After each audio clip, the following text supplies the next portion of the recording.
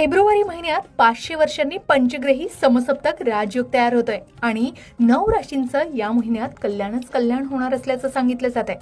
होय, या 9 राशींना लक्षणीय नफा आणि फायदा तर मिळणारच आहे, शिवाय पैसा, लाभ आणि सुबत्ताही मिळणार आहे. याचबरोबर या शुभयोगाचा अनेक राशींवर चांगला प्रभाव पडू शकतो असं म्हटलं जात आहे. मग तुमची रास यात आहे का? चला जाणून घेऊया. 2026 वर्ष सुरू होताच अनेक शुभयोग, राजयोग जुळून आलेले आहेत. अनेक शतकांनीही अनेक अद्भुत दुर्लभ योग जुळून येत आहेत. 2026 मधील 2 फेब्रुवारी महिना सुरू होत आहे. फेब्रुवारी महिन्यात एका राशीत सुमारे साधारण 500 वर्षांनी पंचग्रही लक्ष्मीनारायण योग जुळून येणार असल्याचं म्हटलं जात आहे. शनीचे स्वामित्व असलेल्या कुंभ राशीत पंचग्रही योग जुळून येणार आहे. फेब्रुवारी महिन्यात सूर्य, बुध, शुक्र, मंगळ आणि राहू यांचा पंचग्रही योग तयार होईल. हा युती योग निर्माण झाल्यामुळे काही राशींना चांगलं भाग्य मिळू शकतं. नवीन नोकरी आणि चांगले आर्थिक लाभ सुद्धा होऊ शकतात असं सांगितलं जात आहे.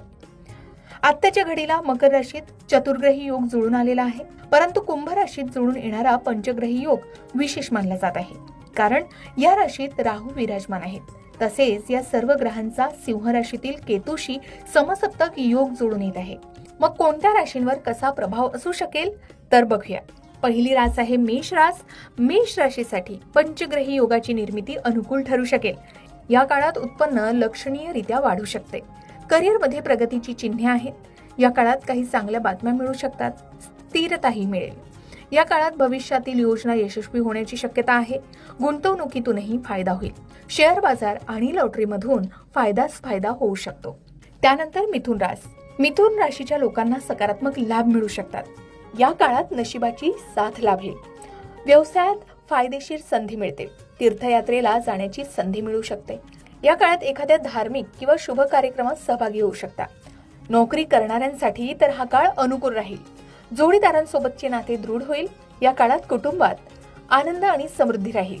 स्पर्धा परीक्षांची तयारी करणारे विद्यार्थी यशस्वी होऊ शकतात. त्यानंतर कर्क रास. या काळात विवाहित जोडप्यांना एक उत्तम वैवाहिक जीवनाचा अनुभव मिळू शकणार आहे. जोडीदारांची प्रगती होऊ शकते. कौटुंबिक वातावरण आनंदमयी राहील. वैयक्तिक विकास आणि आर्थिक बळकटी दोन्हींसाठी हा काळ महत्त्वाचा ठरू शकेल. या काळात व्यक्तिमत्व सुधारेल. शिवाय अविवाहित व्यक्तींना लग्नाचे प्रस्ताव सुद्धा येऊ शकतात.